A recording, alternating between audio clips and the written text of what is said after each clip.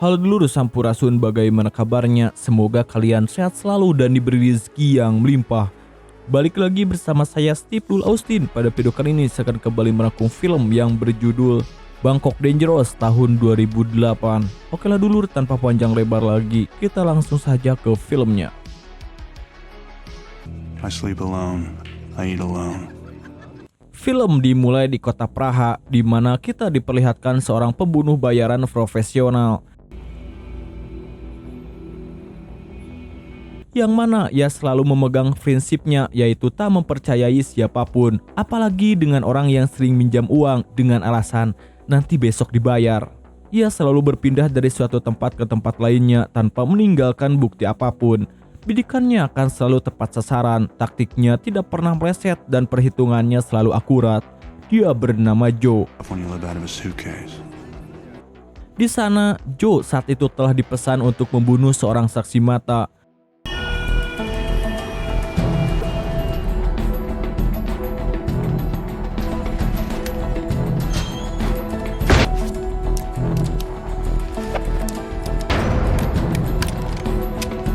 Dan yang terjadi,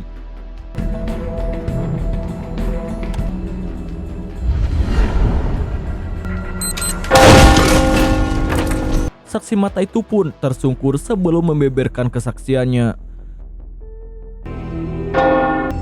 This is what I do. Joe. Misi pun akhirnya selesai di kota Praha dan ia melakukan semuanya tanpa jejak sedikit pun. Kemudian Joe pun membereskan semuanya, bahkan seorang yang ia ajak bekerja sama dalam misi itu. Ia pun membunuh orang itu demi menghilangkan saksi. Sorry, Mr. London, they close Sikov Bridge. Tempat tujuan selanjutnya sekaligus misi terakhirnya adalah di Bangkok, Thailand. Di sana ia pun memiliki misi untuk membunuh 4 orang. Persiapannya sudah cukup matang, tempat tinggal, kendaraan, dan akses kemanapun dengan mudah ia peroleh. 4 hits, 1 location. Corrupt, dirty, and dense. Bangkok. Seperti pada misi-misi sebelumnya, ia pun mulai mencari asisten dengan kriteria bisa bahasa Inggris dan pengangguran. Dan malam itu, ia pun melihat seorang pemuda yang berjualan jam dengan menawarkannya kepada turis-turis yang ada di sana. They have to want to make money. Setelah ia melihat dengan teliti, ternyata orang itu menjual jam hanyalah menjadi kedoknya, dan pemuda itu ternyata merupakan seorang pencopet. 3,000. You get paid at the end of the week. Joe pun di sini langsung menawarkan pekerjaan dengan bayaran per hari serta tugas yang cukup mudah. Ia hanya diberi tugas untuk mengambil dan mengantarkan barang. Pick things up, drop things off. Tak ingin kehilangan kesempatan dan bayarannya juga mahal, Kong pun mau bekerja sama dengan Joe, seorang yang bahkan tidak ia kenal sama sekali identitasnya. Half now. Half at the end of the week, Joe lalu memberikan uang muka kepadanya dan menyuruhnya untuk datang ke suatu tempat. Where you don't get paid. You can keep that in the wallet you stole. Keesokan malamnya, Kong pun datang tepat waktu di sana. Joe menjelaskan beberapa aturan sebagai kesepakatan. A minute late, you don't get paid. Joe memberinya sebuah ponsel untuk komunikasi mereka dan sebuah jam untuk menegaskan bahwa Kong tidak boleh terlambat bahkan 1 menit pun, atau konsekuensinya dia tidak akan dibayar. Di sini Kong pun nampak terlihat kesal dengan aturan-aturan yang dibuat oleh Joe. Namun walaupun begitu, karena bayarannya besar, akhirnya ia pun tetap mau. The Caribbean Club. Ask for a dancer named Om. Untuk pekerjaan pertama, Kong disuruh pergi ke klub Karibia dan menemui seorang wanita bernama Aom. Setelah menunjukkan uang kertas dengan tanda X sebagai syarat, tugas Kong selanjutnya adalah mengambil paket yang diberikan dan membawanya langsung kepada Joe. Ia pun langsung melaksanakan tugas pertamanya.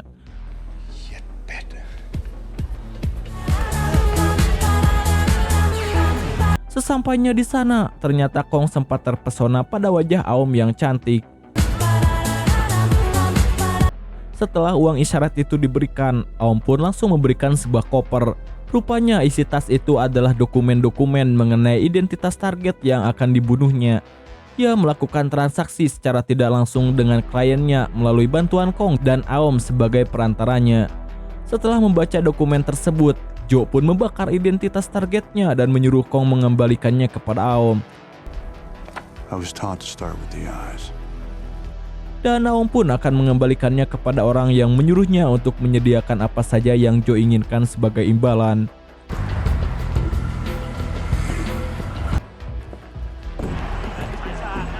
Si klien ini rupanya adalah seorang bos mafia besar bernama Surat. Dan orang-orang yang ingin dia musnahkan adalah orang-orang yang ia anggap saingan bisnis.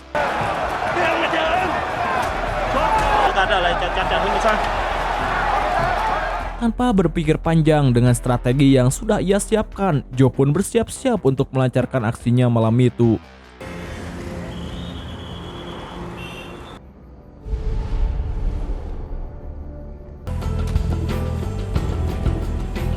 Ia sudah mengetahui posisi keberadaan targetnya dengan waktu yang telah ia perkirakan. Kemudian Jo berangkat mengendarai motornya. Ia berhenti saat lampu merah menyala.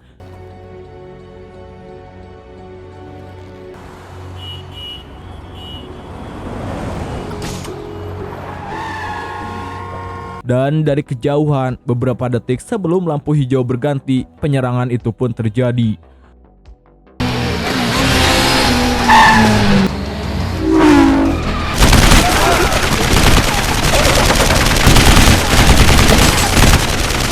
Setelah lampu hijau kembali menyala, ia pun berhasil melarikan diri tanpa ada seorang pun yang mengetahui bahwa ia penembaknya.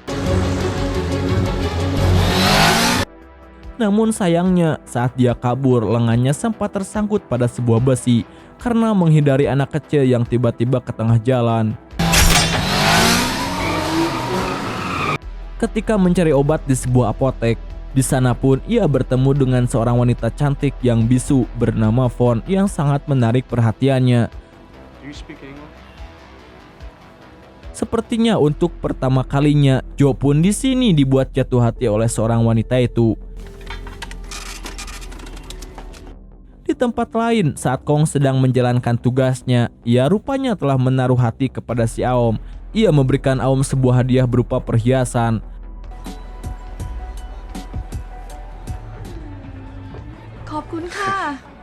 Dan tanpa disangka, Aom juga sangat senang menerimanya. Setelah dari sana, Kong pun langsung segera menuju ke rumah Jo untuk memberikan tasnya. Namun tiba-tiba saja, saat itu sempat terjadi perkelahian karena Kong berusaha menyelamatkan tasnya.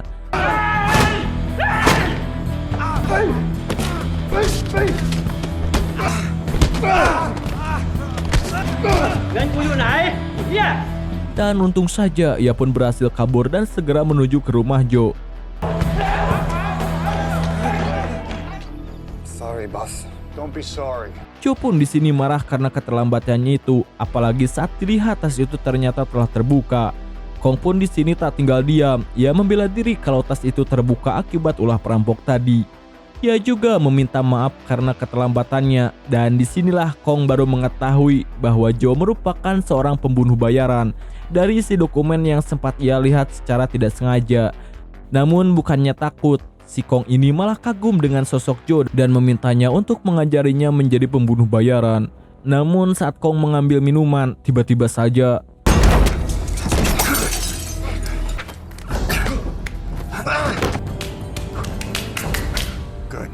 seharusnya sesuai dengan prinsipnya Jo, tanpa perlu kasihan harus membunuh Kong. Namun Jo akhirnya melanggar prinsipnya sendiri. Kini ia malah membuka diri dan mempercayakan Kong untuk mengetahui siapa dia sebenarnya. Semua itu karena ia seperti melihat ada sosok dirinya dalam diri Kong. Dan sejak hari itu, Jo pun mengajarkan segala ilmu-ilmu yang ia miliki. Seperti diantaranya cara menembak sekaligus bela diri untuk melumpuhkan lawan-lawannya. Tapi tidak termasuk santet lur. That was your first lesson.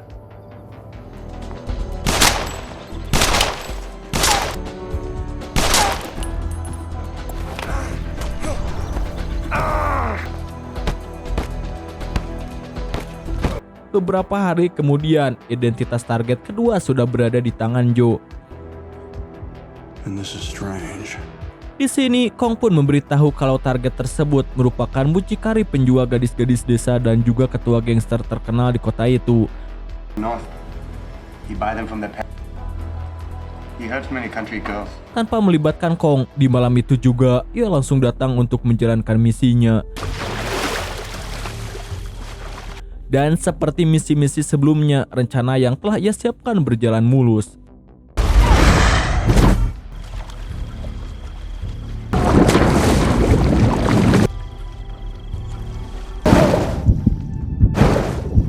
Si target pun akhirnya bisa dilumpuhkan dan ditenggelamkan tanpa jejak dan juga saksi mata.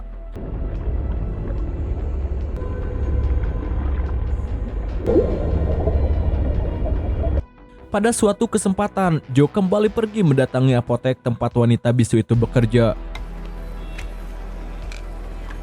Tell her that I want to take her to dinner. Namun kali ini bukan untuk membeli obat, melainkan untuk mengajak wanita itu pergi makan malam bersama. Sampai di sini, Joe pun kembali melanggar prinsipnya yang tak pernah melibatkan perasaan sebelumnya.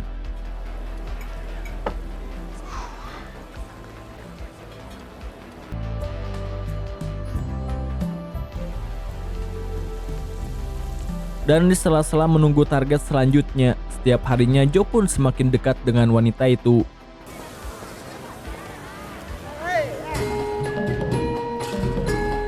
Sementara Kong juga mulai mahir dalam setiap latihannya. Bahkan akhirnya Kong diberikan motor sport untuk transportasi dalam membawa paket-paket selanjutnya. แต่มันจะดีกว่าถ้าเรารู้จักมัน Saat Kong dalam perjalanan membawa paket target ketiga, tiba-tiba ia sadar kalau dirinya sedang dibuntuti oleh mobil. Mengetahui hal itu, ia pun langsung segera menelepon Joe.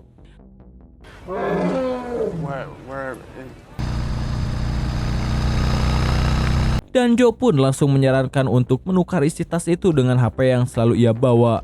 Ternyata orang yang membuntuti Kong tadi adalah klien Joe sendiri yang ingin mengetahui di mana tempat tinggal Joe selama ini.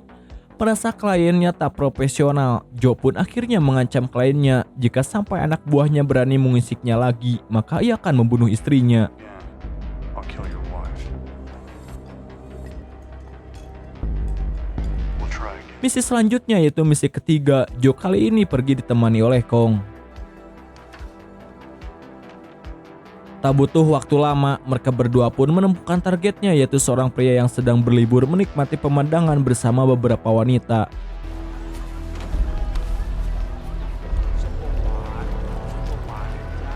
Joe di sini sebenarnya sudah bersiap dengan senjatanya yang ia sembunyikan.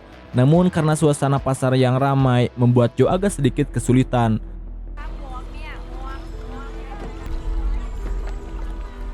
Dan sangat disayangkan, si target mengetahui keberadaan Joe dan senjatanya. Dan akhirnya terjadilah kejar-kejaran.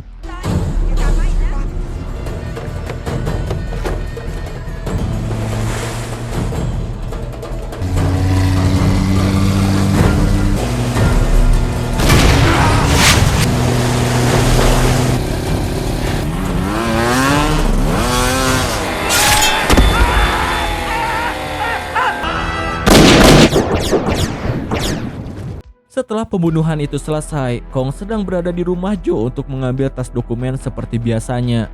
Di sana ia pun menonton berita dan memberitahu Joe kalau orang yang ada dalam berita itu adalah orang yang baik yang disenangi seluruh masyarakat Thailand. Seorang politisi yang bertaruh melawan orang-orang jahat demi kemakmuran rakyatnya. Bahkan Kong pun di sini terlihat mengagumi sosok yang ada di dalam berita itu. He fight bad guys and helps the poor. Scene beralih ke suatu kesempatan, terlihat Joe kembali berkencan dengan Pon. Mereka pun berkunjung ke kuil, dan Joe pun di sini begitu mengagumi Pon yang lugu dan baik terhadapnya. Malamnya di suatu taman, Pon pun sempat menuliskan pesan kalau ia sangat senang bersama Joe, namun tiba-tiba saja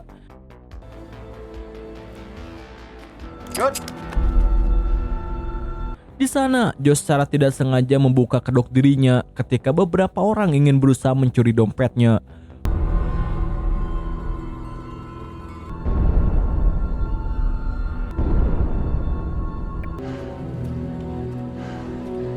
Mengetahui hal itu, Pon terlihat ketakutan dan tak menyangka kalau Joe memiliki senjata dan melakukan hal sekejam itu. Sejak malam itu, Pon pun tak mau lagi ditemui oleh Joe. Ia pun semakin galau dan benar-benar merasa kalau semua yang dilakukannya hanya sia-sia. Dalam kecewanya, ia pun akhirnya memutuskan untuk kembali dingin terhadap semua keadaan yang akan dilalui ke depannya, bahkan juga terhadap Kong yang saat itu datang ke rumahnya. Don't take an interest in people outside of work. Misi keempat sekaligus misi terakhirnya kini sudah datang. Kas itu pun dibuka dan betapa terkejutnya Joe ketika melihat target selanjutnya adalah seorang politisi baik hati yang diperlihatkan Kong dalam berita TV tempo hari. Ia yang memang kembali dingin tak terlalu memperdulikan hal itu dan kembali bekerja sendiri untuk melakukan survei lokasi pembunuhan. Anna, same like you.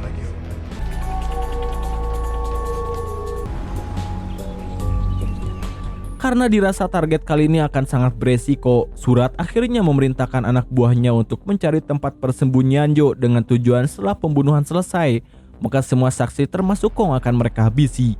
นี่ด้วย เพื่อความปลอดภัยข้าตัดตอนแม่งซะ Rencana Surat itu pun dimulai dengan menculik Aom dan juga Kong.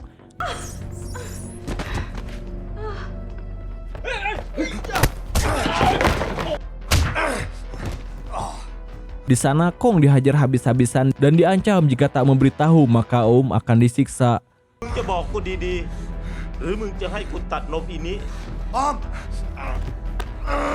Sementara itu di sisi lain, politisi kebanggaan rakyat Thailand terlihat sedang diarak di tengah kota. Ia terlihat melambaikan tangannya menyapa semua kerumunan warga dan di kejauhan Joe juga sudah berada di posisinya.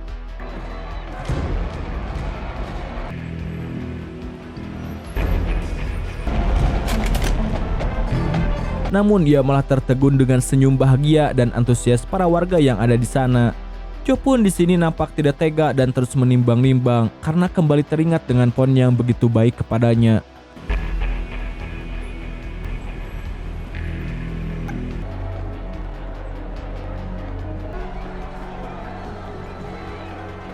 Terlalu lama terdiam di sana, keberadaan Joe akhirnya diketahui oleh pasukan pengaman yang juga berada di tempat tersembunyi dan akhirnya kejar-kejaran pun terjadi.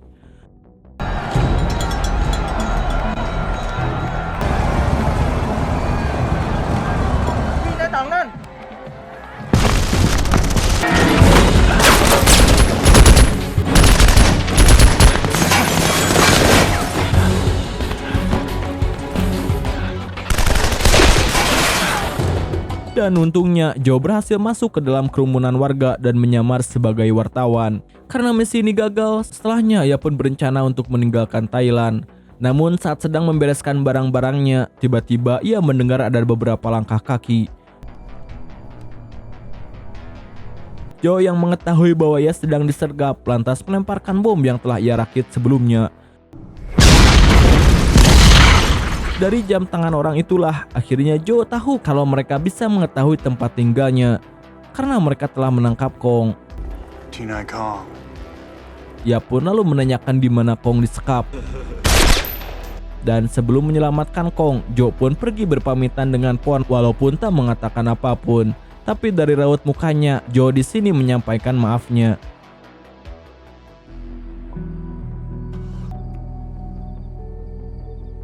Joe kini hanya seorang diri, tanpa takut mulai masuk dan melumpuhkan satu persatu dari para penjaga yang ada di sana. Tembak-menembak dan perkelahian pun terjadi.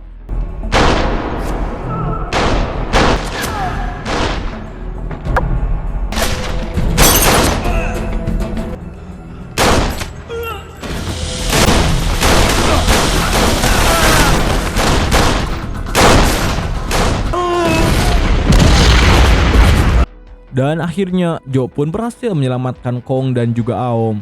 Di sana ia pun mengatakan kalau ada satu target lagi yang ia harus bunuh, yaitu kliennya sendiri yang bernama Surat. Sebenarnya Surat hampir berhasil kabur menggunakan mobilnya, namun ternyata Joe lebih cepat dan langsung menembaki anak buahnya yang masih tersisa yang ada di sana.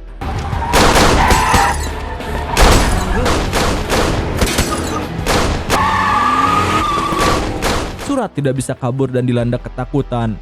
Joe lalu menghampiri Surat di mobil itu dan menodongkan senjatanya. Namun tiba-tiba เข้าบ้านไปเขากำลังยิงกัน polisi datang dan mengepung mereka yang ada di sana. Terlihat juga Kong yang panik karena tidak bisa berbuat apa-apa. Tidak ada jalan lain untuk lari, tidak ada pilihan yang ia bisa ambil. Joe akhirnya menebus semua perbuatannya itu selama ini dengan menempatkan kepala mereka berdua dan menembakkan sendiri pistol itu ke dirinya.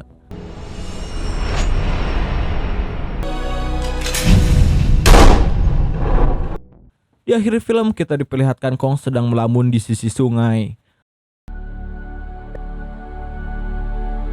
Oke lah dulur, dan film ini pun udahan bor. Nah itulah dulur seluruh alur cerita film Bangkok Dangerous tahun 2018. Jika ada kritik, kesalahan maupun saran silakan tulis di komentar. Sekian dari saya Steve Dul Austin, undur diri dan mengucapkan terima kasih.